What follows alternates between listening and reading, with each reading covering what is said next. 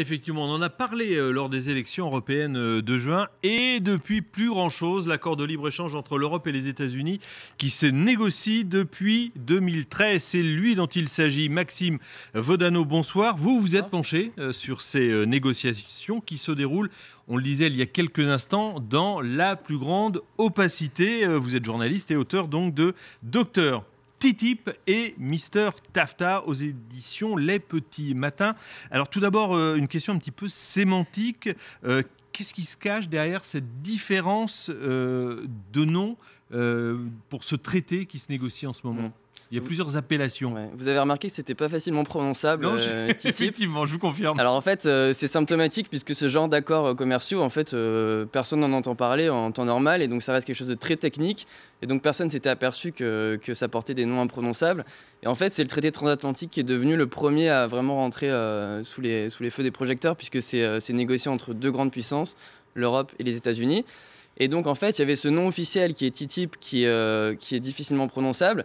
Et donc, pour en parler plus facilement, les opposants ont décidé de l'appeler TAFTA, puisque c'est un nom qui est plus facilement reconnaissable, qui fait référence à d'anciens accords comme ACTA, qui avait été rejeté. Donc, c'est un souvenir de victoire, en fait, pour les opposants. Donc, c'est pour ça qu'on l'appelle...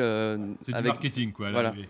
Ouais. Alors, but de cette négociation, constituer un grand marché unique de 800 millions d'habitants. Alors ça, c'est l'aspect, on peut le dire, séduisant après tout. Mais évidemment, le diable se cache dans les détails. Où se trouve le diable dans ces négociations ? Eh bien, en fait, si on regarde le traité transatlantique, le but, c'est de faire à peu près la même chose que ce qu'on a fait en Europe.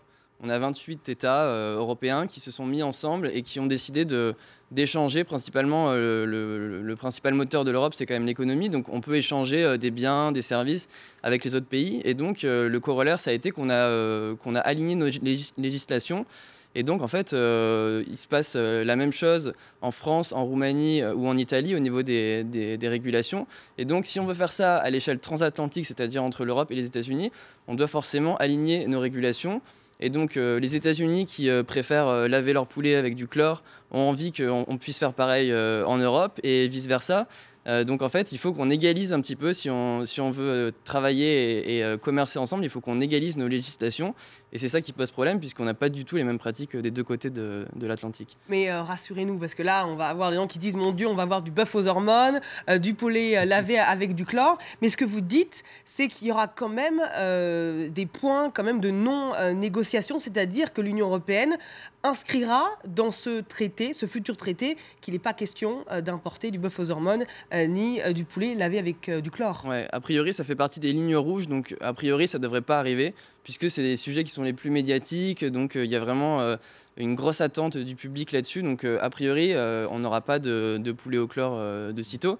Par contre, il y a d'autres petites choses qu'on ne connaît pas forcément et qu'on ne regarde pas, qui peuvent bouger, et ça, il va falloir regarder dans le texte, in fine, puisqu'on ne l'a pas encore entre les mains, puisque c'est encore en négociation. Je ne sais pas si vous le savez, mais cette semaine, il y a des négociateurs qui sont en train de parler du traité transatlantique à Bruxelles.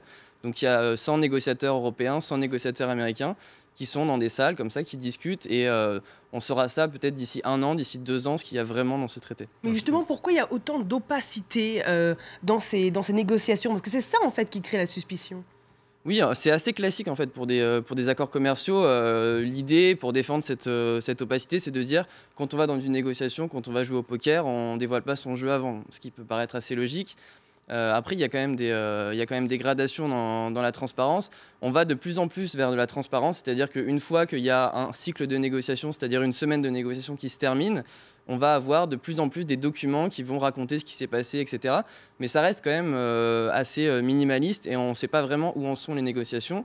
Mais ce qu'il faut bien garder en tête, c'est qu'on ne nous imposera pas ça dans la totale opacité. À la fin, on saura ce qu'il y aura. Il y aura un texte de 1500-2000 pages, on l'aura entre les mains, ce ne sera pas facile à le lire, mais on l'aura. Donc oui, ça, il ne faut pas l'oublier. Là, il sera peut-être un petit peu trop tard, pardon, mais... Voilà, et donc ça, c'est le problème.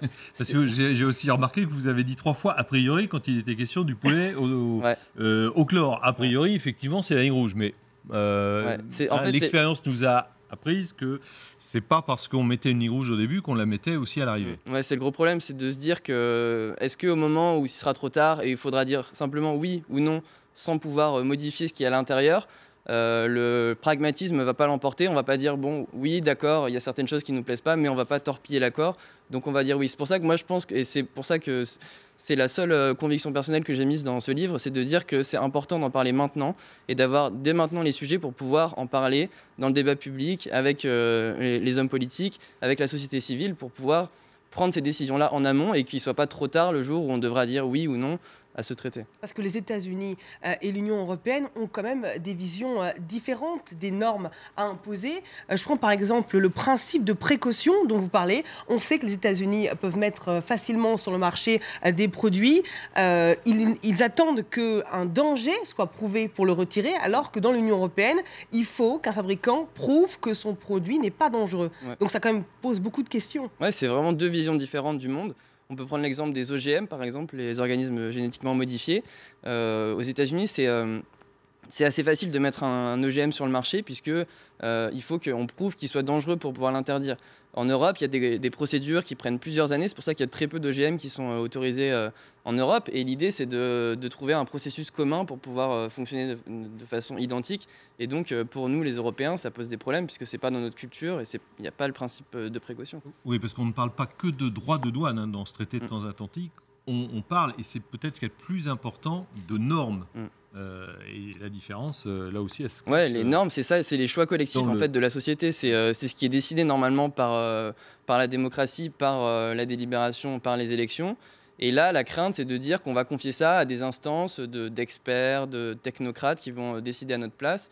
On n'en est pas encore là, mais c'est vrai que c'est un peu le risque qu'il peut y avoir dans ce traité d'aller de plus en plus vers la technocratie, comme certains peuvent aujourd'hui dénoncer Bruxelles et les technocrates qui prennent les décisions à notre place. Et bien demain, ça pourrait éventuellement être, dans un scénario du pire, une instance transatlantique qui serait quelque part entre Bruxelles et Washington, qui pourrait éventuellement avancer à notre place.